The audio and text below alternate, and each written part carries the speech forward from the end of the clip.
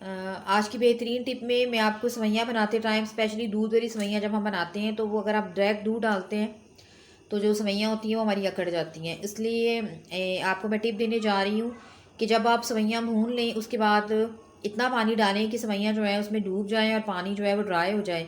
उसके बाद जो सेवइयाँ बनेंगी वो बिल्कुल नरम हो चुकी होगी। उसके बाद फिर आपने जितना उसमें दूध शामिल करना हो आप शामिल कर सकते हैं। अगर आप डायरेक्ट दूध डाल देंगे तो आपका जो सेवइयाँ हैं वो कभी भी अच्छी नहीं बनेगी।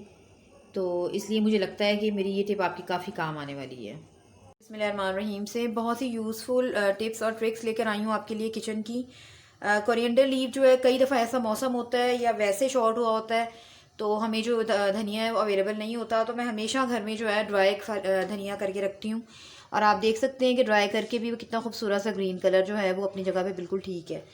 तो ये जो धनिया है आपको दिखा रही हूँ ये मैंने माइक्रोवेव में सुखाया है और फिर उसको हाथों की मदद से ही मैंने ऐसे इसको क्रश कर लिया। आप चाहें तो उसको ग्राइंडर में भी कर सकते हैं।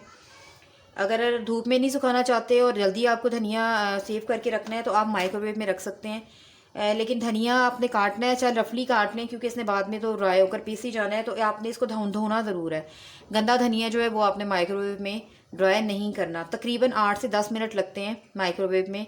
और ये अपने अपने माइक्रोवेव के ऊपर होता है कि कोई माइक्रोवेव जो होता है वो ज़्यादा टाइम लेता है और कोई कम लेता है। मैं आपके सामने माइक्रोवेव में रखूँगी इसको तकरीबन 10 मिनट्स लगाकर। उसके बाद देखते हैं कि हमारा धनिया जो है वो किस हद तक तैयार होता है। प्लेट ले लें या ट्रे ले लें जो माइक्रोवेव में बड़ी आराम से जो है काम करती हो। तो मैंने एक प्लेट ली है और तकरीबन 10 मिनट्स के लिए मैं लगाऊंगी माइक्रोवेव। तकरीबन 10 मिनट्स के लिए लगाया मैंने धनिया को, उसके बाद दिखाती हूँ आपको। तकरीबन 10 मिनट्स के बाद हम धनिया देख लेते हैं और ये कुछ इस तरह की शक्ल में है। अच्छा, आप एकदम इसको नहीं छेड़ेंगे, इसको बाहर की हवा लगने दें कम से कम 15-20 मिनट। फिर ये बहुत अच्छी सी शेप में आ जाएगा और बिल्कुल ड्राई हो गया हुआ आप देख सकते हैं। आवाज़ आ रही है आपको अभी भी थोड़ी थोड़ी सी, लेकिन अभी इसको बाहर की हवा लग जाएगी तो ये और ज़्यादा अच्छी तरह से ड्राई हो जाएगा। थोड़ी देर बाद मैं आपको इसको दिखाती हूँ जी। अब ये बिल्कुल अपनी ड्राई हालत में आ गया धनिया और आपको आवाज़ भी आ रही होगी। इस तरह से हमें चाहिए और मैं आपके सामने अब इसको थोड़ा सा हाथों के साथ मसलती हूँ। आप देख सकते हैं कितना प्यारा सा ये पाउडर शेप में आता जा रहा है। चाहेंगे अगर आप ग्राइंड करना चाहते हैं तो और ज़्यादा ये मतलब बारीक बारीक और महीन सा हो जाएगा। तो इस तरह से मैं तैयार करती हूँ। और अगर धूप ना निकल रही हो या मुझे जल्दी सेव करके रखना हो तो आपके सामने मैं इसको भी सेव कर लेती हूँ।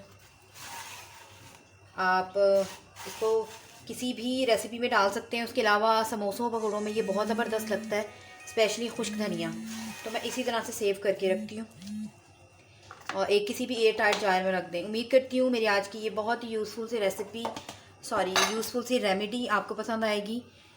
अगर आपको मेरी रेसिपीज़, मेरी रेमेडीज़, मेरी टिप्स और ट्रिक्स पसंद आ रही हैं तो प्लीज़ मेरे चैनल आशा रेसिपीज़ को सब्सक्राइब कीजिए, लाइक कीजिए, शेयर कीजिए। अगली रेसिपी तक के लिए, अगली रेमेडी तक के लिए अल्लाह हाफ़िज़।